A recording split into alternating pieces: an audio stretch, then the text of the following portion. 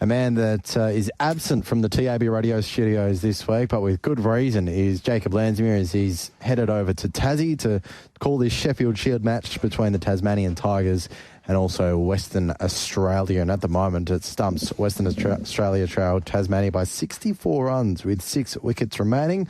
Jacob Landsmeer, good afternoon to you. Afternoon, Ted.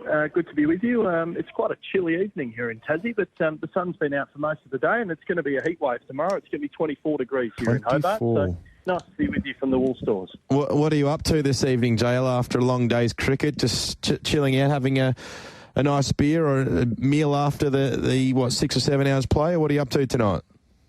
Well, I did breakfast radio as well. So I did breakfast radio in the full-day Shield, so I just made my day even longer. So we're staying at a place called the All Wool Store Apartments, which is in the heart of Hobart. It's not far from the CBD. And I'm here with my colleague, Peter Clough, who played first-class cricket for Tasmania and West Australia. We're at the bar, and I was just having a yarn with David Boone, of all people. So it's been an enjoyable day, and Boone's a very good storyteller, so he's just telling some yarns and reflecting on his cricket days with Tasmania. How good's that? Is he down there just watching the Shield, or is he involved with Tasmanian cricket? No active involvement with Tassie cricket these days. He's actually just been elected as a member of the Cricket Australia Board, I believe. So he's been a match referee. He's been involved in a few different roles in cricket. He's a former selector. He played with Cluffy, my co-commentator. They played together at Tasmania. So they're just sharing some stories of their playing days, and the stories are very humorous and entertaining to listen to. So I'm just like a kid in a candy store listening to Booney. I feel a bit guilty. We've taken you away from having a beer with Booney. Trust me, there's no need to feel guilty. I wasn't contributing an awful lot to the conversation. I was just listening. So it's nice to be chatting to you too. Hey mate, how about that first day of Shield action today? The Tassie sides batted first and they didn't produce too much of a total. 171, and the Warriors, or West Australia, 4 for 107 in reply. First of all, what were the conditions of the pitch like?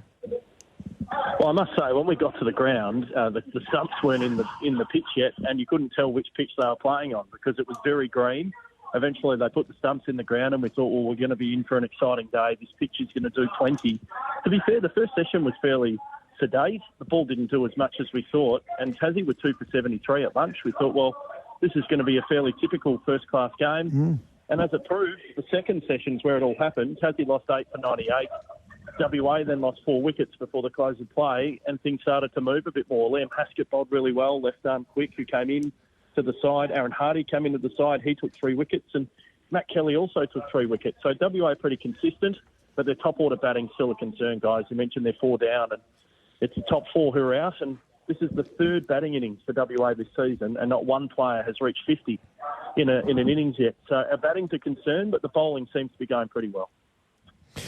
And looking at the batting at the moment with Bancroft and Whiteman at the top of the order and their struggles again today. I mean, Bancroft is in a world of hurt, just 3 off 13. What did you make of his body language today? Yeah, WA's top order has been a concern for a little while. Cam Bancroft 3, Whiteman 17, so neither of those two have got going yet. Tomorrow will be interesting. As I mentioned, it's going to be a bit warmer tomorrow, so the pitch should start to flatten out at some stage. I think Aaron Hardy's at the crease with Sam Fanning, and Joel Curtis is still to come tomorrow. So there's still a bit of batting left for WA. Any sort of lead on the first innings would be beneficial, but we'll have to wait and see what tomorrow brings on a nice day in Hobart, and hopefully the WA batsmen can get stuck in because their bowlers are doing their bit. It's just the batsmen now who have to come to the party. I'll tell you what, so we know all about the rush for spots in that first test in Perth in just over a month in that top 6 for the Aussies, JL, and there were a few candidates that went out to bat today. They didn't really put their best foot forward. We look at a few of the scores that were made. Weatherall for Tassie only made 18. Henry Hunt, a duck. McSweeney, 41. Sam Constas made a duck. Curtis Patterson made only 20. Jason Sanger made 51 for South Australia. I'm not sure if he's really in contention just yet. Kawaja's 22, not out for Queensland. Labuschagne didn't bat today. What do you make of what occurred today from an Australian selector's perspective? Well, it's probably a reflection, Alex, on the pitches. We're not seeing a lot of pitches that are conducive to batsmen getting in and going on. I thought Weatherall looked pretty good. He got to 18, as you said, and got a good ball, which can happen. Constas got out for a duck. That was probably a rough LBW decision, just catching a replay tonight. That looked like it was going to miss leg. Bancroft and Whiteman, yep, we've mentioned them. They've struggled. Hunt at poor leave, got bowled. I think Kawaja is the short of a spot, and right now I reckon it's firming that Marnus Labuschagne is probably the guy who's going to open the batting for Australia. I think he opens with Kawaja.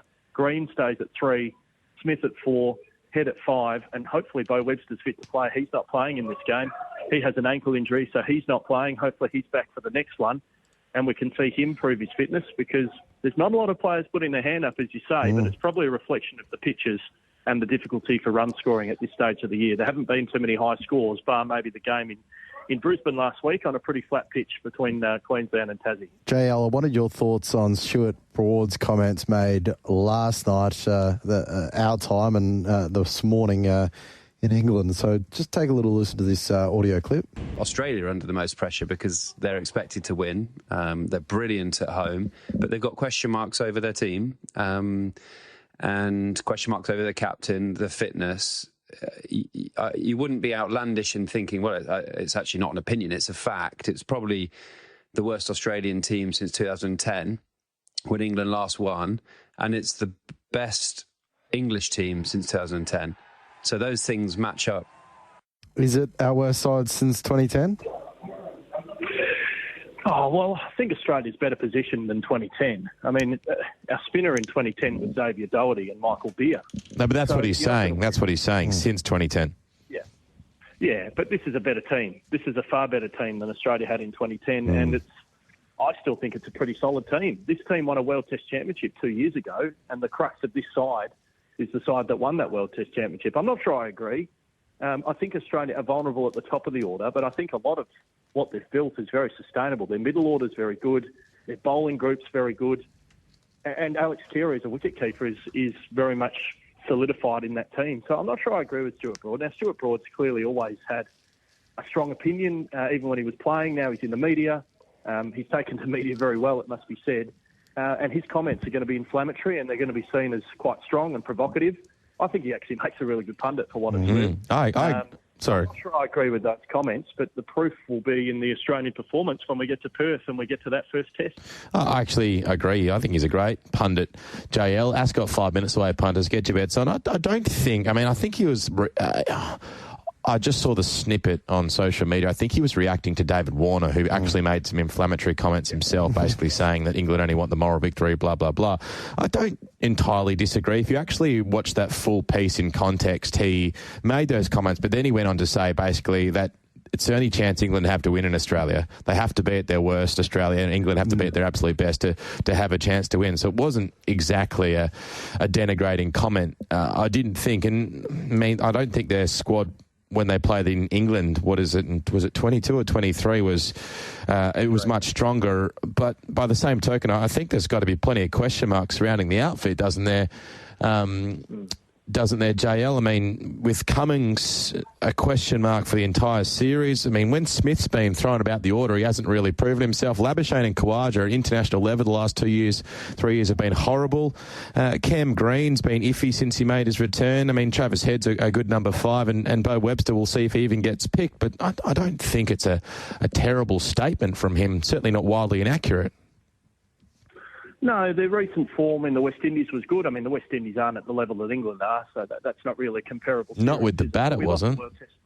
Yeah, and we lost the World Test Championship final to South Africa, so that was disappointing. I mean, the proof will be there. We've got to remember, England haven't won a test in Australia since 2011. It's been 14 years since they won a test. They've come to Australia 3 series since and haven't won a test match, and we're expecting them to win the series. I think they'll be much better, but I don't know if they can win 3 tests. They probably have to win 3 tests to win the series. And I'm not sure they're capable of doing that in Australia. They've won here twice in the last 40 years, 1986 and 2010. They're the only 2 series they've won in Australia, and they've both been out-of-the-box performances from England and terrible performances from Australia. So the pendulum has to swing a long way for England to win this series. ODI locally here in Perth this Sunday. 53,000 tickets sold. Oh, wow. That's a pretty good turnout. how good. Draw a big crowd, and 53,000 for an ODI, that'd be a record if everyone who's bought a ticket turns up. And Virat Kohli and Rohit Sharma probably here for their last ever tour of Australia in white ball cricket when they've retired from test matches. So last chance for a few locals to see Virat and Rohit, and Australia just starting to gear up for a big summer. A lot of one-day cricket before we get to the test stuff. So there's 3 one-days and 5 T20s. So once we get through all of that, we can get to the test match. But there's a T20 World Cup next year, so that's the reason for 5 T20s.